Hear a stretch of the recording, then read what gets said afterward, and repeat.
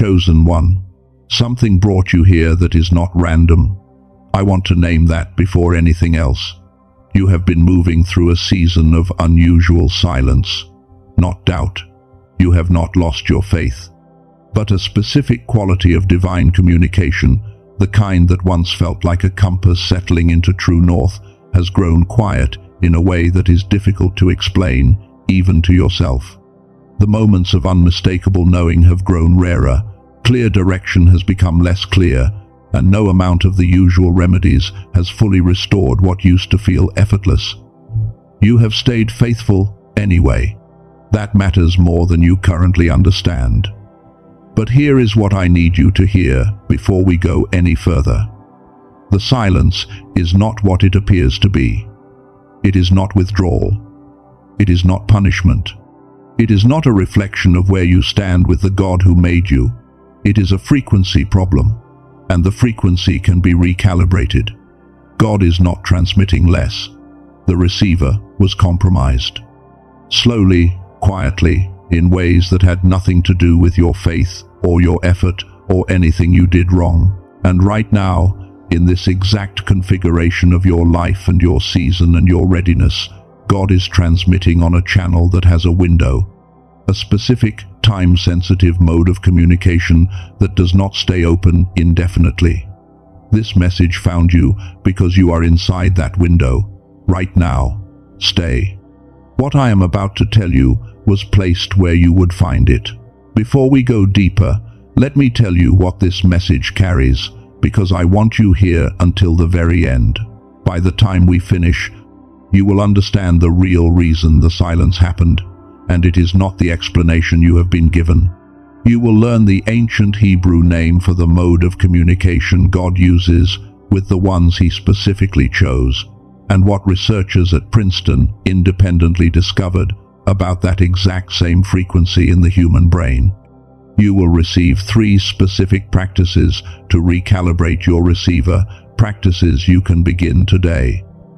And you will understand why the window you are standing in right now does not remain open forever. Stay. All of it is worth your full attention.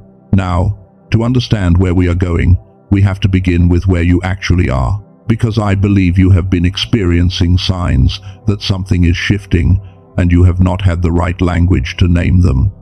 I want to give you that language. The first sign is the fatigue that sleep does not fix. You know this kind. Not illness, not burnout in the ordinary sense. Something that lives deeper than that. A heaviness that settles into the bones and stays regardless of how much you rest, regardless of how early you go to bed or how quiet the weekend was. The world will tell you it is stress. Your body is depleted. But here is what is actually happening. Your spirit is in the middle of processing a frequency shift, a recalibration that draws on resources no amount of sleep can replenish, because it is not your body doing the work. It is something in you that goes deeper than the physical. The fatigue is not a warning signal. It is a construction signal. Something significant is being assembled in the unseen, and that assembly takes a toll you can feel but cannot fully explain. You are not falling apart. You are being rebuilt from the inside. The second sign is the emotional waves that arrive without explanation. Peace, then grief, then a sudden and inexplicable hope, cycling through you in the space of a single afternoon without any obvious trigger. You have wondered if something is wrong with you. You have questioned whether you are losing your stability. But what you are experiencing is not emotional disorder. When a receiver begins to pick up a new frequency, there is interference, a brief period of static and overlap before the new signal resolves cleanly. What feels like emotional instability is your spirit encountering the edge of something new, something it has not fully received before.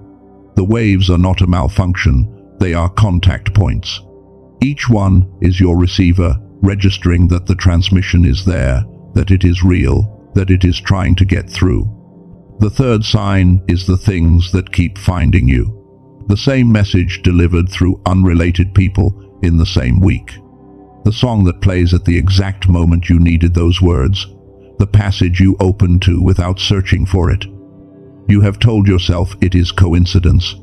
You have been careful not to read too much into it, because you have been taught that such caution is spiritual maturity. But there is a difference between superstition and recognition. What keeps finding you is not random, it is tuning. God is calibrating the receiver from his side, sending the same signal through multiple channels to locate which ones are still partially open, pressing the same message through every available gap until one of them lands clearly enough for you to hear it. The repetition is not accident. The repetition is intention. The fourth sign is the change in what you can tolerate.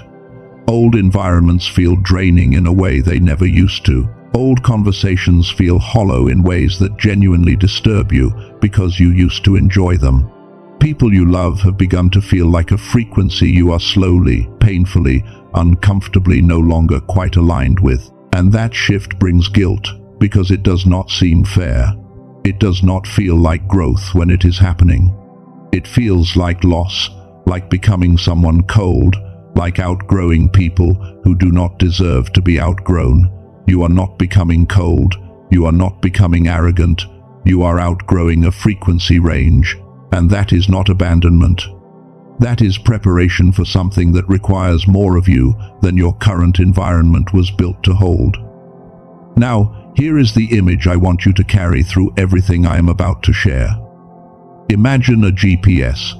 When you make a wrong turn, or when the road changes, the GPS does not go silent. It does not punish you with absence. It does not abandon you in unfamiliar territory. It pauses. It recalculates, and then it speaks again, but with updated information. Information that accounts for where you actually are, not where it originally planned for you to be. The silence you have been living in is not God leaving the car. It is God recalculating. And recalculation takes as long as it takes, because the route is not being updated casually. It is being updated precisely. Every detail accounted for. Every variable considered. And when it speaks again, it will speak with a specificity that the previous route could not have offered. But here is what the GPS does not fully explain.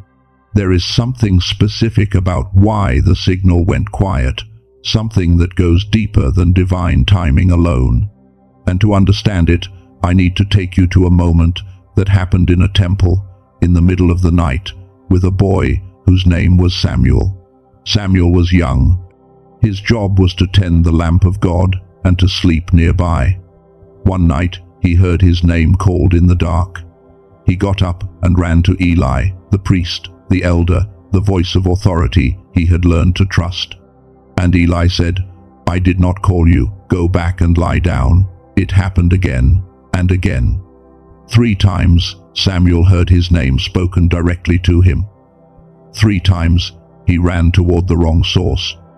Not because he was unfaithful, not because he was distant from God, but because no one had ever taught him the difference between the indirect channel and the direct one. He had received general communication his whole life, instruction through Eli, patterns through the law, presence through the rituals of the temple. But the direct address, the specific call meant for him alone, sounded different from anything he had been trained to recognize. It was only on the 3rd time that Eli understood what was happening. And he said, "If you hear the voice again, do not run to me. Say instead, 'Speak, Lord, for your servant is listening.' You may have been running toward the wrong source.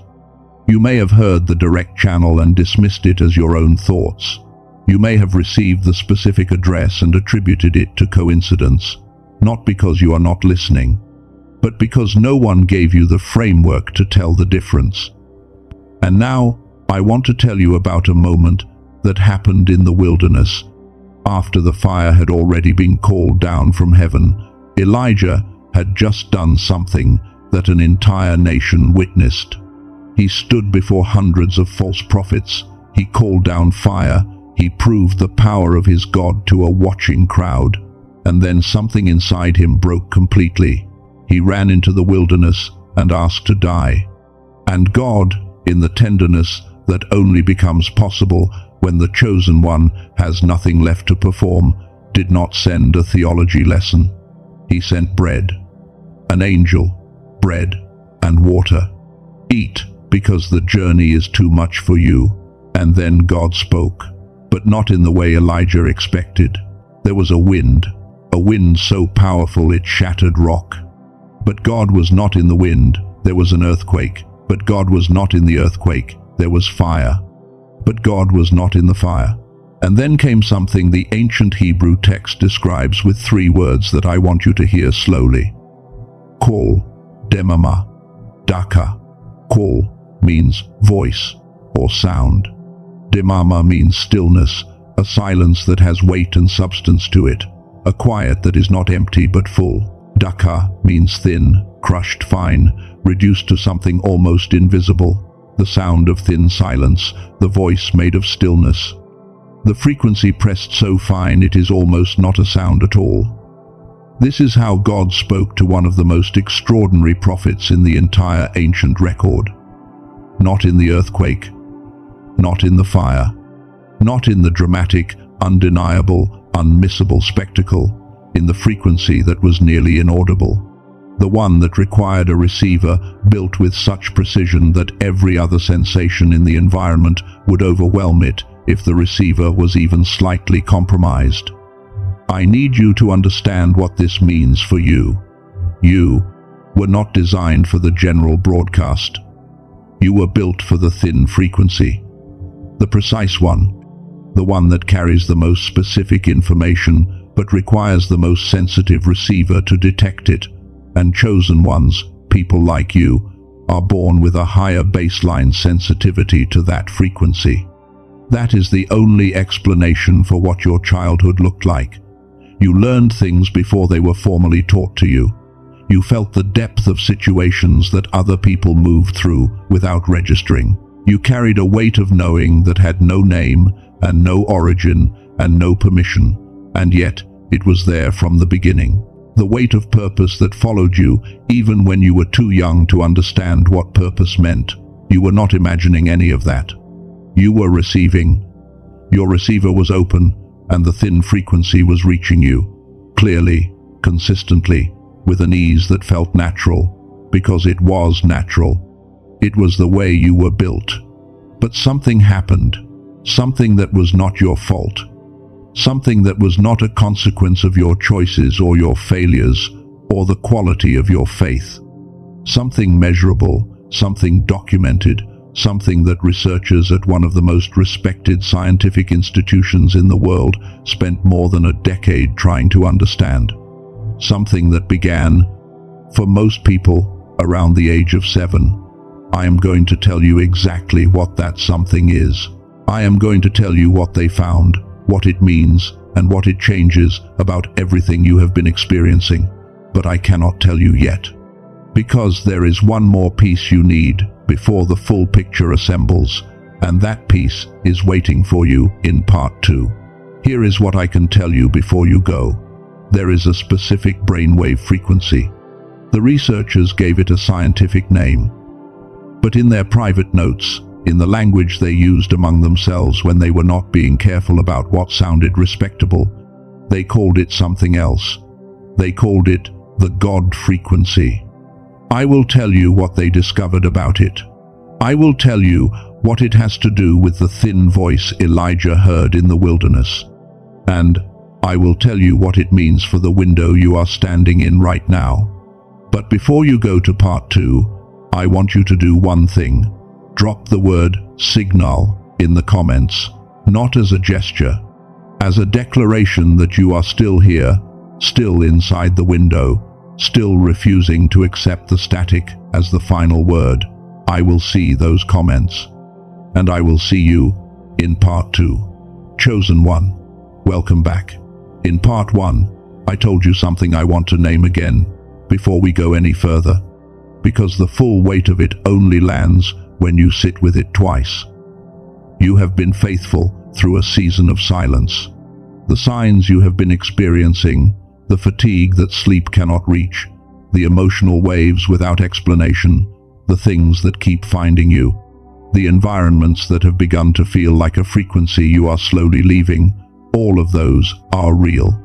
All of them are signal, and the silence itself is not abandonment. It is recalculation. I also told you something I left incomplete. I told you that the receiver was compromised. That something measurable, something documented, something that had nothing to do with your faith or your failure, began affecting it around the age of 7.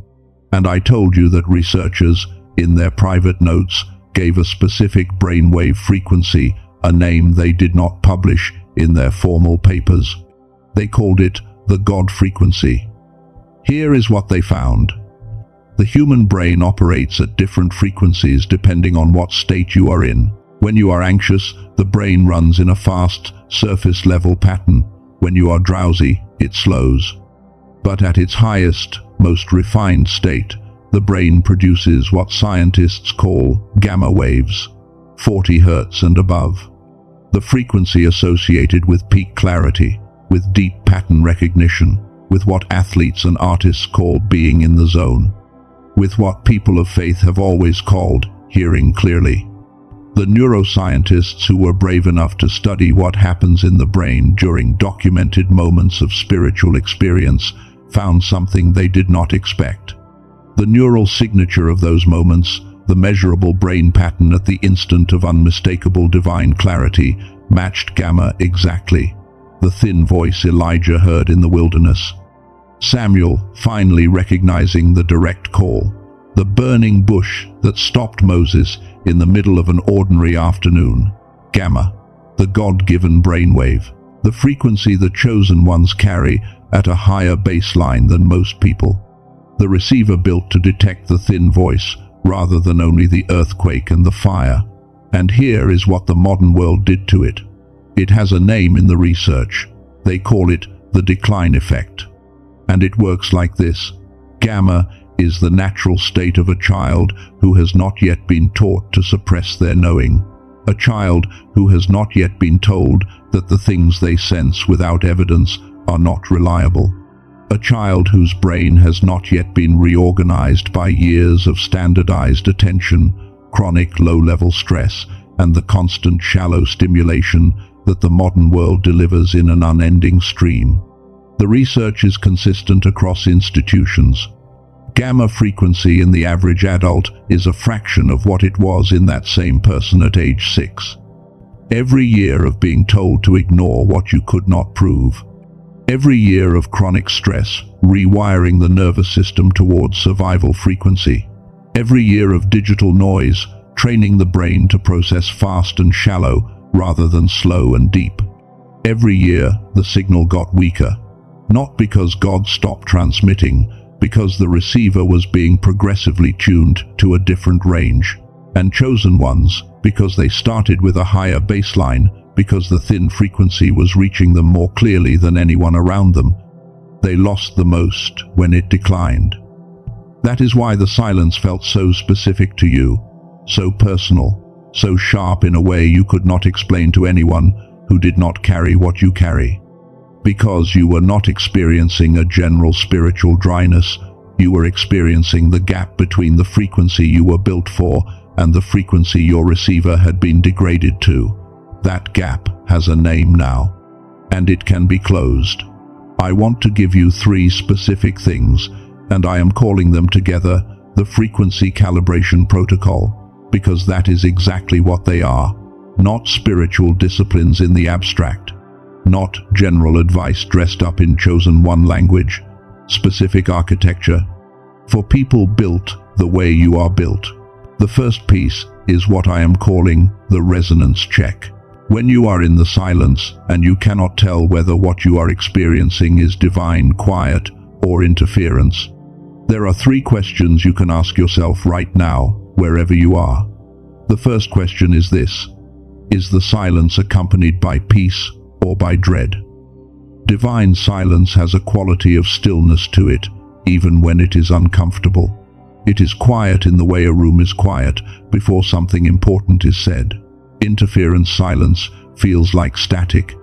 It has an edge to it, an anxiety underneath, a restlessness that does not resolve no matter how long you wait. Notice which one is present. The second question is, Are the signs I am seeing converging or scattered? When God is recalibrating from his side, the signals tend to arrive from multiple unrelated directions and point toward the same thing. Like different instruments in an orchestra, each playing their own part but landing on the same note. Interference produces scattered signals that point in opposite directions and leave you more confused the more you pay attention. Notice the direction. The third question is the quiet making me sharper or duller? Divine silence sharpens discernment.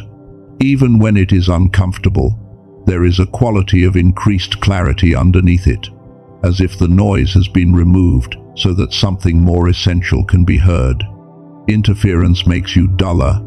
It flattens perception rather than refining it. Notice what is happening to the quality of your seeing. Those three questions are the resonance check. You do not need a journal. You do not need a quiet room. You can run that check wherever you are, right now, in the middle of whatever your day holds. The second piece is what I am calling the threshold practice. And this one is simple in a way that I need you not to dismiss. Every morning, before the noise of the day reaches you, for 7 minutes, you hold one intention in your mind with as much steadiness as you can manage. Not a prayer in the traditional sense, not a request. An orientation. The intention is this: I am available to the frequency I was designed to receive. Nothing more than that. Not please speak. Not I am waiting. Just a positioning. The way a satellite dish can be angled correctly even before it has received anything. The threshold practice is not about earning the signal. It is about removing the posture of closure. About orienting the receiver deliberately rather than passively. 7 minutes, one intention. Do it before the first notification, before the first conversation, before the day has had a chance to pull the receiver back to survival range. The third piece I will come back to, because there is something I need to show you first. If the resonance check just shifted something in you, if something clarified or settled when you ran those three questions, drop the word calibrate in the comments. I want to know, because the ones who feel the shift in that check are usually the ones whose receiver is closer to open than they realized. Now, I want you to do something with me for a moment.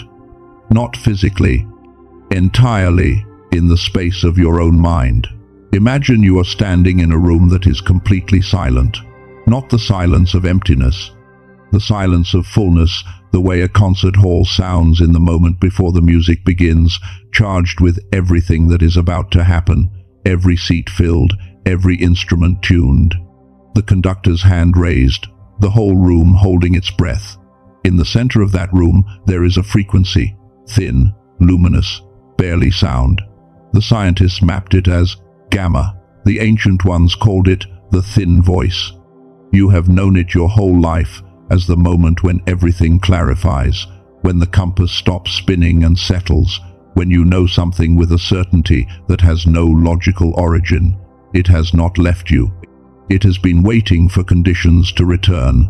Right now, in this moment, as you sit with this, those conditions are closer to returning than they have been in a very long time. Not because of anything dramatic, because you stayed, because you are here. Because the receiver that was built for this frequency is still yours, still intact underneath everything that has been placed on top of it. Hold that image for a moment. Let it be real before it is understood. That was not imagination. That was a receiver recognizing itself. And now I need to tell you about something that was placed in my path, not something I found by searching for it. Something that arrived the way everything important in a chosen one's life eventually arrives, not discovered, but encountered. I want to tell you about a woman who came to this the same way I suspect many of you will come to it. She was 38 years old. She had spent years doing everything that was supposed to work: meditation, retreats, practices she had committed to with genuine sincerity. She was not lazy. She was not faithless. She was simply honest enough to admit that the connection she was practicing toward had never fully arrived. The technique was in place. The experience was not. She made one decision not because she believed it would work. She made it because she had run out of reasons not to try. 2 weeks later, she did not describe what changed in metrics. She did not give a list of outcomes. She used one word: synchronicities. She said, "It was like the universe began speaking to me in a language I finally understood." Like something that had been static for years, suddenly resolved into signal. She did not find the frequency found her. Because she finally stopped interfering with the receiver. And here is the truth that everything in this message has been building toward. God has never been silent. The receiver was suppressed. And the key to restoring it is not longer devotion, or harder effort, or more spiritual discipline. The key is frequency science applied to a God-given capacity that was designed to operate at full power. I hear the Father saying this today. I did not design the receiver to stay broken. I designed it to be restored, and I placed the key where you would find it when you were ready, not where you had to search for it. Where you would simply arrive. You have arrived. Now, I need to tell you about that Princeton study. The one I mentioned in part 1, the one I promised to come back to. 11 years of documented research. Brainwave measurements taken in real time. Subjects brought into gamma frequency through specific sound technology, not through effort, not through years of practice, but through audio engineered to guide the brain directly into that state. And the results were not subtle. Cognition sharpened, pattern recognition increased.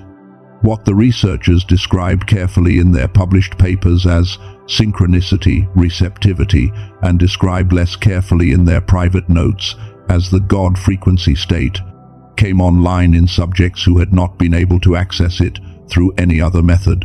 A neuroscientist named Dr. Robert Lake spent 34 years in this field. He is not a spiritual teacher, he is a scientist. And what he developed after 11 years of documenting exactly what restores the gamma frequency, specifically in people who were born with an elevated baseline, specifically in people built the way you are built, is a 7-minute audio track. He called it the Genius Song. It is not meditation music, it is not ambient sound, it is brain entrainment technology. Gamma frequency audio engineered to guide the brain directly into the state that 20 centuries of mystics and 11 years of neuroscience are describing in different languages as the same thing. The thin voice frequency, the God-given brainwave, the receiver coming back online. Here is how it works. You put on headphones, you close your eyes, you listen for 7 minutes. That is it. No practice required, no meditation experience necessary, no waking up at 4 in the morning. The technology does the frequency work. You simply show up. Now I need to be honest with you about something, because you deserve honesty more than you deserve a sales pitch. This is not a magic transformation in 7 minutes. What it is a restoration tool, a way to return the receiver to a baseline that allows the thin frequency to reach you again with the clarity it was designed to have. The Genius Song does not give you something you were not born with. It restores access to something that was always yours. Let me tell you what, Dr. Lake's technology normally costs in other contexts. A single biofeedback therapy session, which is one of the established clinical methods for gamma restoration, costs around $300 per hour. Home biofeedback equipment runs close to $7,000. The technology Dr. Lake compressed into a 7-minute audio file is the same science. The full retail price for the Genius Song is $49, but for the people who find their way to this message, Dr. Lake made a specific decision. Because he believes the ones who need this most are not always the ones with the most financial margin. The price through the link I have placed in the description and pinned comment of this video is $39. That price exists nowhere else, not on Amazon, not on Spotify, not through any search you can run. Only here, only through that link, only for the people this message was placed where it could reach. With your copy, you also receive 4 additional resources at no extra cost. The first is Genius Child, an audio track developed specifically to restore gamma frequency in children, for any young people in your life who deserve to keep their receiver open rather than losing it to the decline effect. The second is the original book that inspired the film The Secret, the source material, not the adaptation. Practical, direct, worth $20 on its own and yours without charge. The third is a guided visualization covering 4 areas of life: financial clarity, relationships, health, and purpose, designed to be used after the gamma state is activated. The fourth is a printed infographic summarizing the 5 most important daily patterns for staying in alignment with the frequency you were built for. And the entire purchase is backed by a full money-back guarantee. No conditions, no required explanation, no limit on how many times you use it before deciding. If the receiver does not come back online in a way you can feel, you get every dollar back. The only risk is not trying. Before you go to that link, I need to warn you about something. There are counterfeit versions of the Genius song on other platforms. Audio files that use the name but do not contain the actual brain entrainment technology. They are ordinary sound files with nothing embedded. They do not work. They cannot work because the science is not in them.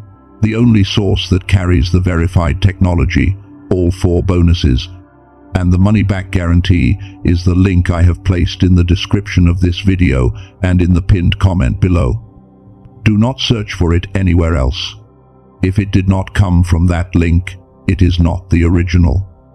If your spirit resonates with this, if something in you recognizes the connection between what I have described and what you have been experiencing, the information is waiting in the pinned comment.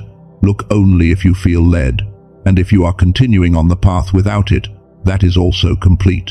The frequency calibration protocol is yours regardless. The resonance check is yours. The threshold practice is yours. Those cost you nothing but your attention. Drop the word frequency in the comments if this landed. That one word is enough. I will know what it means.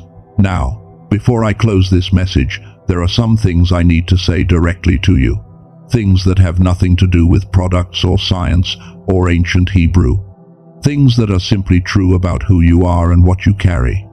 You are allowed to outgrow the version of yourself that accepted the static as the final word. You are allowed to protect the receiver God placed in you from everything that has tried to degrade it. You are allowed to take up the full space of the frequency you were designed for, without apologizing for the clarity it gives you or the discomfort it causes in spaces that cannot hold that much signal.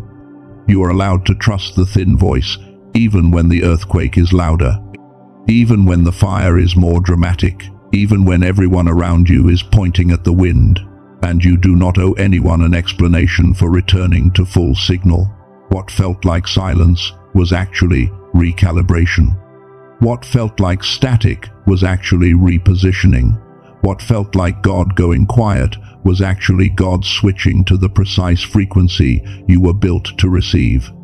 And what has felt like an ordinary season has been the most extraordinary kind of preparation. The kind that only becomes visible from the other side. You are the seer. You have always perceived what others could not. You are the voice, the one who speaks what others feel but cannot articulate. You are the truth carrier. You cannot live inside an illusion, no matter how comfortable the illusion is. That is not a burden, that is a specification. You are the intercessor. You stand in the gap for people who do not even know someone is holding the line for them. You are the pioneer. You go first into the frequency so that others can follow the path you made. You are committed to the frequency.